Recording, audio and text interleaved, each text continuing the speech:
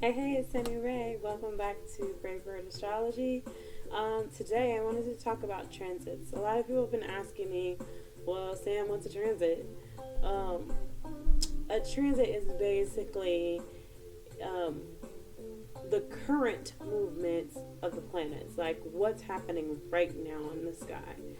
And how we use transits, we can use them in so many different ways, okay? So we can compare them. We could do overlays, where you lay one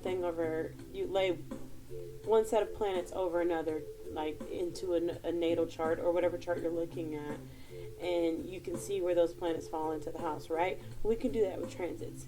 So basically, what it would look like, you would take, let's say, a natal chart. You have your natal chart, and then we would take input transits, and you would see where those planets are dropping in each house. So from that, we can see what is going on at this current moment. So you can, the way transits work, the further you get out planet-wise, the longer it takes for a planet to come back around, okay? So, for example, the moon changes every 2.5 days.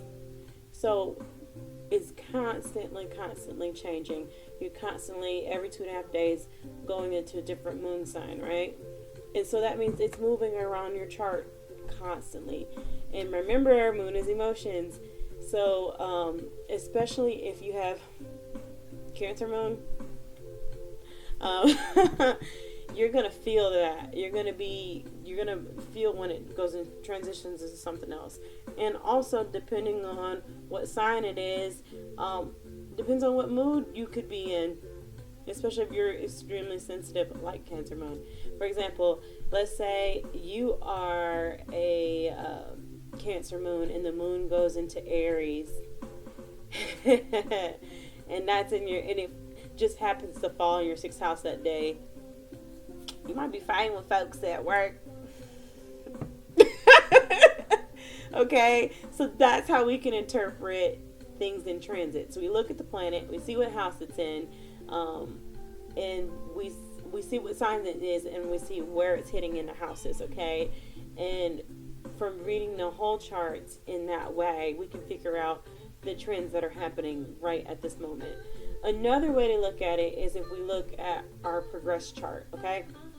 I'm hoping to go into progress chart in detail in another video. It really deserves a video all by itself. But your progress chart is basically, if, let's say, from the time of your birth, the day of your birth, however many years old you are, you would count that many days after your birth. For example, I was born on October 21st, but I'm 31 years old. So I would add 31 days to my birth date, and then take that date and make a chart out of it. And that's my progress chart. So that shows where I'm at right now in my life. One of the most important things in progress chart is the progressed moon. Okay, I can't stress this enough. This will show themes that are happening in your life over the next 2.5 years. You know how the normal moon goes around 2.5 days? Progress chart moon goes around 2.5 years, okay? And you can, for example, there was a time when my progress moon was in Taurus, right? I was very stable, though, for that 2.5 years. I was very much, structuring my money a certain way, very responsible, very grounded, okay? And then progress moon went into Gemini, and I had a lot of fun. And I also, wrote a lot, okay? So you have to look and see where the trends are, okay? For example, right now, my progress moon is in Virgo. I lost 20 pounds this year. I'm very proud of myself. Virgo is health, okay? But before that, I was just kind of stuck in a rut, and I just, it's also daily routines. I got a daily routine going for myself, especially when it came to my health. So that became a focus for me, and will continue to be for, I think I have another year in Virgo, maybe half a year for my progressed moon. And then it'll be in Libra, and my focus will probably be relationships. So progressed charts are so important, and it's important to know how to read them and compare them to current transits as well. So you can use current transits on top of progressed chart as well. A solar return chart. So you have a solar and you have lunar. The lunar I'm still learning about. Don't know a lot about that. Solar return I can talk to you about. So a solar return is basically every year on your birthday. The planets are not the same. It's impossible, almost impossible, for all of the planets, every planet in your birth chart, to go back to the same exact spot it was at the time of your birth. Impossible. The universe just can't do that. You would die waiting for that. So every year on your birthday, the planets look different, okay?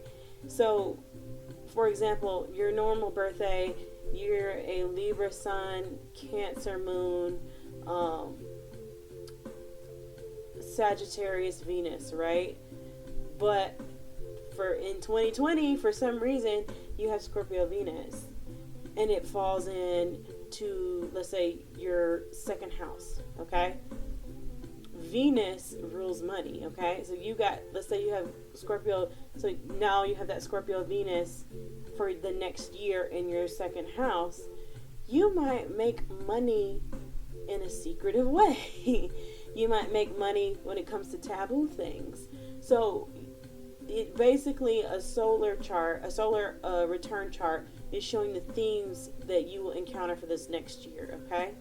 And you can take that and match it up with transits over.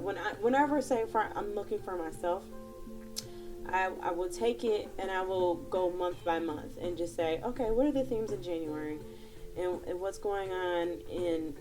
So basically, the solar return is how you're going to react to it, and then the transits are what's actually happening. So you have the themes and then the transits, and you see, okay, well, how do they work together? Okay. So I hope I explained transits well. If you still have questions, please let me know. Basically, it's just what the planets are doing. It's the forecast, okay?